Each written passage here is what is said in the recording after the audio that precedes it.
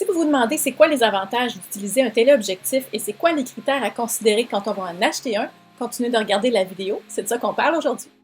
Allô, je m'appelle Michèle Grenier, je suis une photographe professionnelle de sport et je me spécialise dans le portrait en action. J'utilise régulièrement les téléobjectifs dans le cadre de mon travail et j'adore travailler avec ces longues focales-là. Pour ceux et celles qui se demandent qu'est-ce qui caractérise un téléobjectif, en fait, c'est un objectif qui a une focale de 60 mm et plus. Et ça peut aller là, jusqu'à 600 mm. Et c'est super utile dans la photographie, pas seulement de sport, mais aussi la photographie animalière, dans le portrait, le paysage, la photographie de produits. Il y a plusieurs avantages d'utiliser ce genre d'objectif-là. Un des avantages, c'est la possibilité de prendre en photographie des sujets qui sont éloignés. Et relativement à cet aspect-là, ce que je trouve vraiment le fun, c'est que ça donne la possibilité de se faire oublier.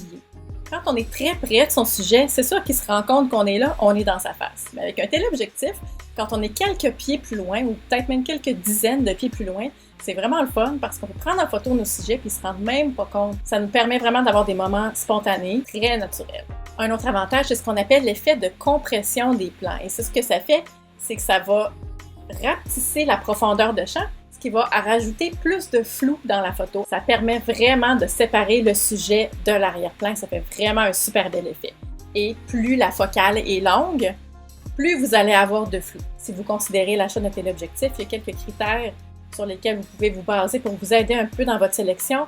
Premier critère, est-ce que vous voulez une focale fixe ou un zoom? Une focale fixe, par exemple, ici j'ai une 85 mm f1.8. Ça a la particularité de n'avoir qu'une seule focale. Donc, cet objectif-là ne peut photographier qu'à 85 mm.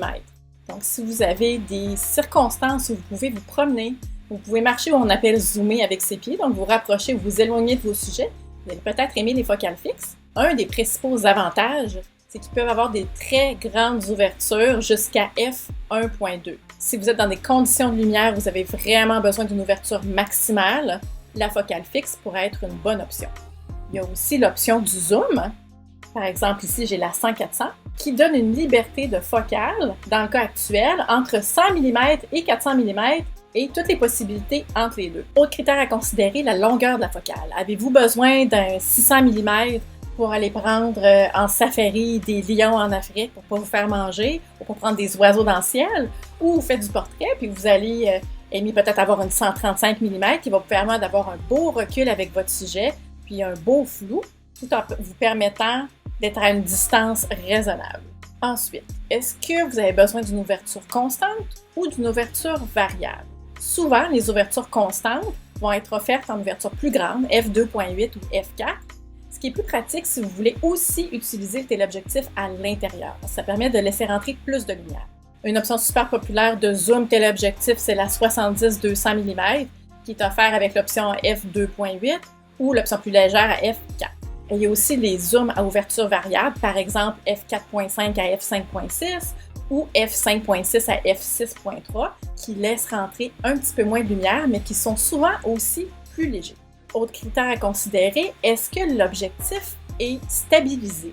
Si vous voulez prendre des photographies à main levée, ça peut être un critère qui est important pour vous, surtout si votre boîtier ne l'est pas. Ça va vous permettre d'éviter le flou de mouvement quand vous prenez vos photos. Et un autre critère important à considérer, on ne se cachera pas, c'est le prix. L'important, c'est de respecter votre budget, d'y aller selon vos besoins puis selon votre compte en banque. Un petit truc pour terminer, pour vous permettre d'éviter les flous de mouvement, c'est d'adapter la vitesse d'obturation à la longueur de votre focale. Donc, par exemple, si vous avez un téléobjectif de 200 mm, il est suggéré d'utiliser une vitesse minimale de 1/2 centième de seconde pour être certain de figer le mouvement.